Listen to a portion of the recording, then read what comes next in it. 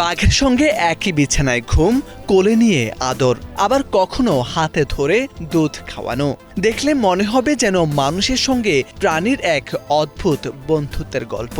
আর এই গল্পের কেন্দ্রেই আছেন মেরেনো শেভেজ। তার ডাক শুনলেই দৌড়ে ছুটে আসে দুই চিতাবাঘের শাবক, কখনো আবার ইশারাতে বুঝে নেয় তার কথা। মেক্সিকোর ইয়ানাজুয়াতোর ইরাপুয়াতু চিড়িয়াখানায় সম্প্রতি জন্ম নিয়েছে দুটি আফ্রিকান চিতাবাঘের শাবক। তবে জন্মের পরেই দেখা দেয় এক বড় সমস্যা। প্রায় 15 বছর বয়সী মা চিতাবাঘটি ধীরে ধীরে দুধ উৎপাদন কমিয়ে দেয়। ফলে নবজাতক শাবক দুটির যত্ন নেওয়ার বড় দায়িত্ব এসে পড়ে চিড়িয়াখানার কর্মীদের উপর। ঠিক তখনই এগিয়ে আসেন মোরেনো শেভেজ ও তার দল। মা বাঘটির বয়স এখন 15 বছর। সে বাচ্চাদের যত্ন নিতে পারে না। দুধের উৎপাদন গুণগত মান আর আগের মতো নেই।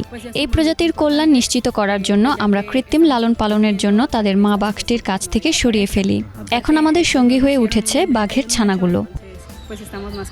বিশেষায়িত দুধের ফর্মুলা দিয়ে হাতে লালন পালন শুরু করেন মোরেনো শেভেজ ও তার চিড়িয়াখানার কর্মীরা। দিনের বেশিরভাগ সময় তারা শাবক দুটির সঙ্গে সময় কাটান, কখনো কোলে তুলে আদর, কখনো বোতলে করে দুধ খাওয়ানো। এভাবেই ধীরে ধীরে মানুষের সঙ্গে বড় হয়ে উঠছে চিতাবাঘের বাচ্চা দুটি। চিড়িয়াখানার কর্মীদের মতে শাবকগুলো এখনো সুস্থভাবে বেড়ে উঠছে। ধীরে ধীরে তাদের খাদ্য তালিকায় যোগ করা হবে মাংস ও দুধের মিশ্র খাবার, যাতে স্বাভাবিক খাদ্যাভ্যাসে অভ্যস্ত হয়ে উঠতে পারে তারা। এদিকে এই উদ্যোগ শুধু দুটি শাবককে বাঁচানোর মধ্যেই সীমাবদ্ধ নয়। বৃহত্তর সংরক্ষণ প্রচেষ্টার অংশ হিসেবে ইরাপুয়াতো চিড়িয়াখানায় পরিচালিত প্রজনন কর্মসূচিতে মেক্সিকান জাগুয়ার ও মাকড়সা বানরের মতো আরও কয়েকটি বিপন্ন প্রজাতিকেও অন্তর্ভুক্ত করা হয়েছে।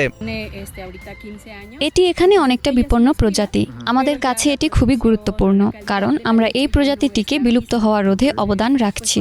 এখানে একটি স্ত্রী এবং একটি পুরুষ ছানা জন্মগ্রহণ করেছে, তাই আমরা অনেক বেশি খুশি। তাদের সেবা করে বড় করতে পারবো বলে আশা করি। প্রাণীদের সঙ্গে মানুষের এই নিবিড় সম্পর্ক আর যত্ন যেন নতুন করে মনে করিয়ে দেয় সংরক্ষণ আর ভালোবাসা মিলেই টিকে থাকতে পারে বিপন্ন বন্যপ্রাণীর ভবিষ্যৎ। মোরশেদ আলম, বাংলা ভিশন।